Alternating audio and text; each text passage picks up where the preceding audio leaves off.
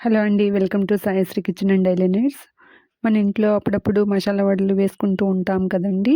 ఇవి తిన్నాక కొన్ని మిగిలిపోతూ ఉంటాయి.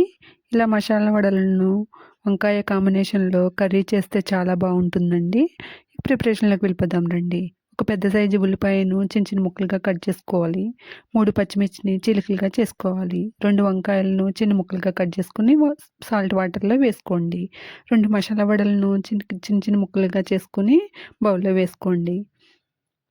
స్టవ్ మీద బాణలి పెట్టి 4 టేబుల్ స్పూన్స్ ఆయిల్‌ని వేసి, ఆయిల్ వేడైన తర్వాత ఉల్లిపాయ ముక్కలు, పచ్చిమిర్చి చీలికలు వేసి వీటిని సిమ్ ఫ్లేమ్‌లో మధ్య మధ్యలో తిప్పుకుంటూ వేయించండి.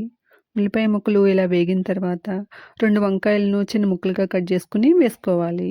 వీటిని కూడా కొంచెం సేపు మగ్గనివ్వండి. దీనిలో 1 టేబుల్ స్పూన్ కారం, పావు టేబుల్ స్పూన్ పసుపు, అర టేబుల్ స్పూన్ ఉప్పు వేసి కలుపుకొని 2 నిమిషాల పాటు ఉప్పు, కారం పట్టే వరకు వేగనివ్వండి సిమ్‌లో. దీనిలో 2:30 టీ గ్లాసుల వాటర్‌ని వేసి మీడియం ఫ్లేమ్‌లో ఉంచి మూత పెట్టి ఉడకనివ్వండి. కర్రీ వీడియోలో చూపించినట్టుగా దగ్గర పడిన తర్వాత దీనిలో మసాలా వడల ముక్కలు వేసి కలుపుకొని మూత పెట్టి ఉడకనివ్వండి. ఈ మసాలా వడలలో ఉన్న మసాలా ఫ్లేవర్‌తో కర్రీ చాలా టేస్టీగా ఉంటుందండి. దీనికి వేరే మసాలా ఏమి అవసరం ఉండదండి.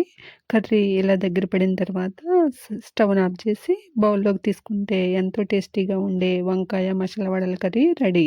Thank you for watching this video. Please subscribe my channel. Thank you all.